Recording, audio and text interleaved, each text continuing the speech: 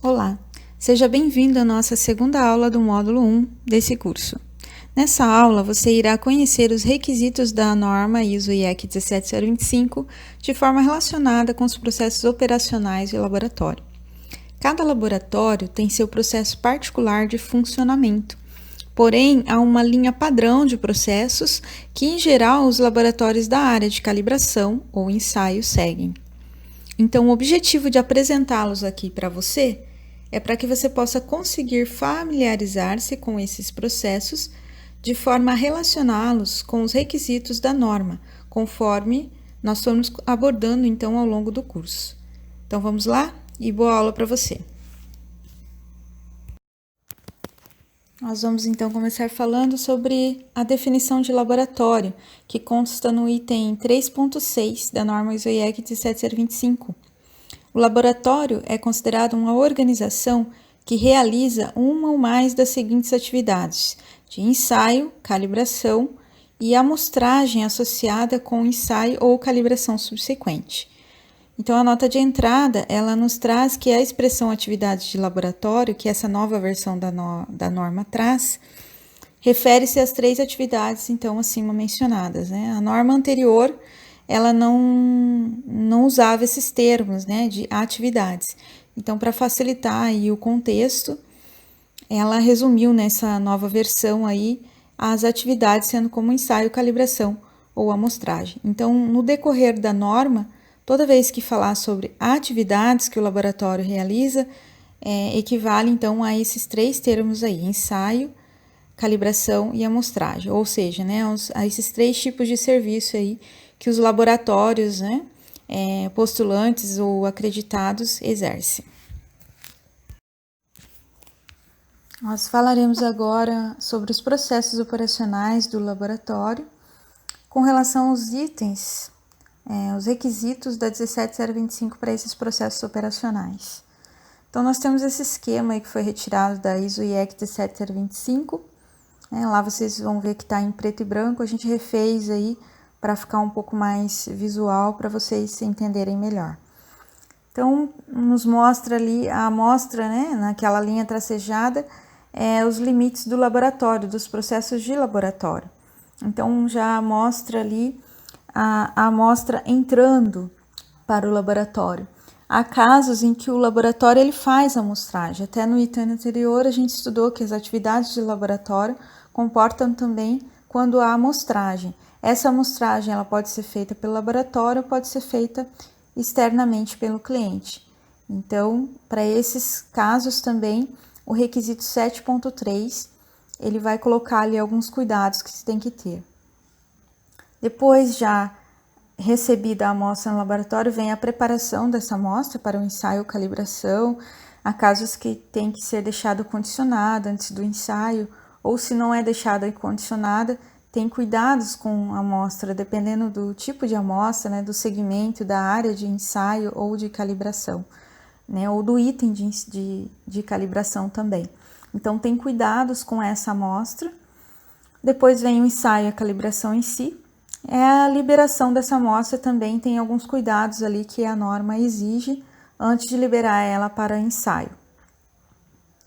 Na parte inferior ali vocês podem ver então já a questão do pedido, né, quando é feito pelo cliente. Ele pode fazer uma proposta ou fazer um pedido diretamente. E tem itens ali que a norma, né, cria uma exigência de alguns cuidados que se tem que ter antes de aceitar o serviço, antes de se fechar esse contrato de prestação de serviços. Ou a cada serviço tendo um contrato já fechado, né, com o cliente por longa data, a cada nova proposta de serviço, né, tem alguns cuidados ali que precisa ser realizado que a norma exige. Então, isso está lá no 7.1 da norma. Depois vem a seleção e verificação, né, de métodos, ok? E a validação de método também.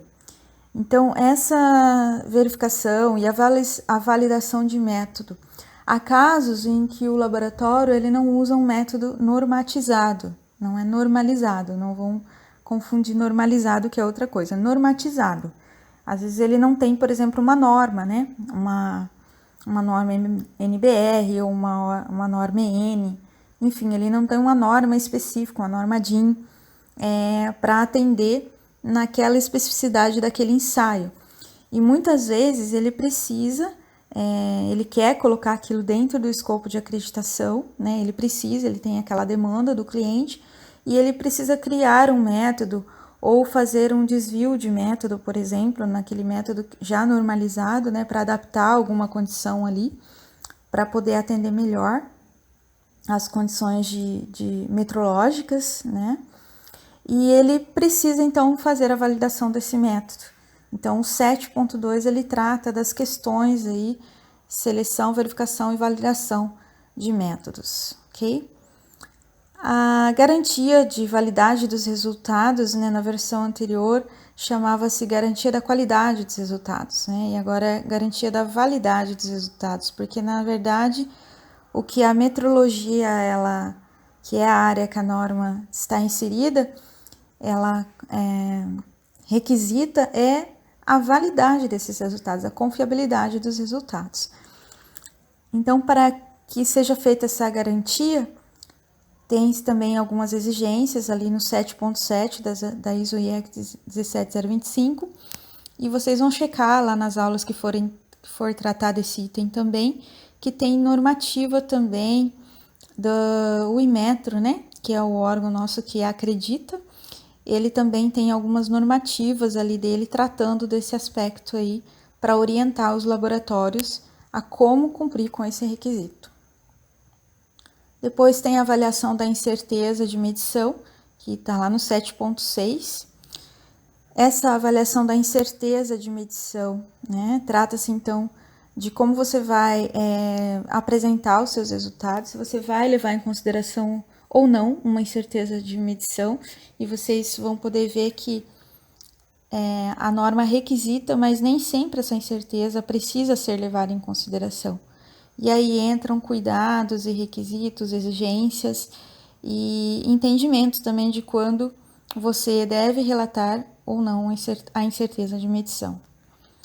Depois vem o relato dos resultados no 7.8, né, que seria a apresentação dos seus resultados, que é basicamente um relatório de apresentação dos resultados, né? Como que você vai relatar, por qual meio você vai relatar, e aí vem as exigências de como apresentar esses resultados. Bom, finalizando então, né, esse processo aí até a finalização do relato dos resultados, né? Então, nós podemos ver que vai até o item 7.8 ali da norma. Depois, já no item 7.10, nós falamos sobre o trabalho não conforme, né? Então, durante a realização dessas atividades, no decorrer da realização de todo esse processo, né, que o laboratório atua, pode haver trabalho não conforme, né, não conformidades, algo pode não estar conforme com os requisitos da norma. E aí vão ter ali exigências, cuidados, orientações e formas de como você atender então esse requisito e fazer os trâmites aí quando é gerado trabalho não conforme também, ok? Nesse meio tempo nós temos então os registros técnicos que são gerados, e esses registros técnicos eles têm controle sobre ele, a norma exige controle sobre eles, então vocês vão poder verificar no 7.5 as exigências que são solicitadas para esses registros técnicos, sobre guarda, sobre como eles são gerados, enfim, tudo que faz aí, que permeia, né, a gestão desses registros vai estar em 7.5. E com relação também aos controles de dados, que está em 7.11, né? Gestão da informação, como que você vai gerir os seus dados, como que você vai gerenciar esses dados, né?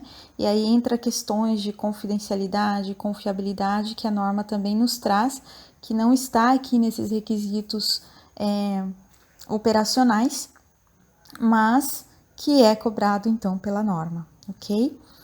Então, nós vamos ver com mais detalhes ali depois na introdução aos itens da norma. Aqui eu já comecei mostrando os requisitos mais operacionais, né? Que seria na norma antiga, chamaria-se de requisitos técnicos, né? Da norma ISO IEC 17025. Então, para que tudo isso aconteça, é necessário que entre, então, recursos, né, para atender a todo esse processo, a todo o desenvolvimento desse trabalho. A norma, ela traz também ali os requisitos, né, de recursos em todo o tempo, como que você precisa gerenciar isso de forma que isso colabore para a demonstração da competência do laboratório. E a gerência também ali deve estar envolvida, né? Então, nessa nova versão, inclusive, saiu a figura por conta também de mudanças na ISO 9001. Nós não temos mais aquela figura do gerente da qualidade ou do representante da qualidade dentro da empresa. Então, a gerência aqui, vocês vão verificar no item que trata sobre isso, ela é, digamos assim, colocada a responsabilidade para qualquer que tenha responsabilidade gerencial. Não precisa ser na pessoa de uma função somente, ou um gerente técnico ou um gerente de qualidade, mas a gerência do laboratório em si. Quem tem autoridade para gerenciar os processos deve estar presente e deve também saber gerir esses recursos aí para que seja possível demonstrar a capacidade, né, a capacitação que o laboratório tem. E voltando um pouquinho ali em cima, o item 7.4, acabei esquecendo de comentar, ele então gerencia aquela parte ali de amostragem, de como que você faz o manuseio então dos itens de ensaio, né, desde depois da amostragem até liberar a amostra para ensaio, ok? E o 7.9 trata sobre reclamações, né? É um item mais, digamos assim, gerencial, mas tem cuidados ali que você vai precisar ter para poder atender de forma satisfatória ali os requisitos da ISO IEC 17025, ok? Nós vamos agora conhecer então os requisitos em geral da norma. Começando ali pelo número 1, que trata do objetivo da norma, onde apresenta aqui essa norma se objetiva, né, se refere do que ela trata, quais são os interesses, então, da ISO IEC 17025. O 2, que são as referências normativas utilizadas, então, para compor esse documento. No 3, termos e definições, né, porque a área de metrologia ela é bem específica, então a norma, a ISO IEC, ela costuma sempre trazer antes um pouquinho termos e definições, os principais, ok? E vocês vão notar que depois tem muitos outros, né, que são usados, e para quem está entrando na área novo, muito novo, mas tem um outro manual que a gente vai tratar ali, que ele traz essas definições, que é o VIM, tá? A gente vai tratar disso em uma das aulas. Depois, no item 4, tem os requisitos gerais, então falando sobre imparcialidade e confidencialidade, que são itens novos para essa nova versão da norma. Anteriormente tratava-se disso, mas no decorrer da norma. E agora ela vem com enfoque já inicial, são os primeiros itens, os primeiros requisitos que essa nova versão nos trouxe.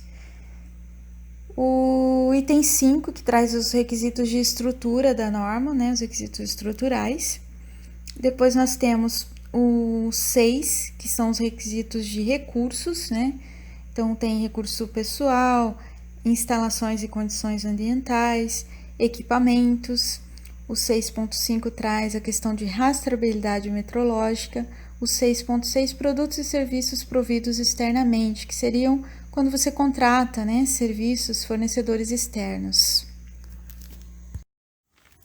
Continuando, então, vendo os requisitos gerais da norma, na sequência viriam os requisitos de processo, que são os requisitos vistos anteriormente ali no esquema que nós observamos, né, dos processos operacionais do laboratório. Então, todos aqueles requisitos, aquelas exigências, elas estão contidas aqui, então, no requisito de número 7. Na sequência, então, vem o item 8, que trata dos requisitos do sistema de gestão.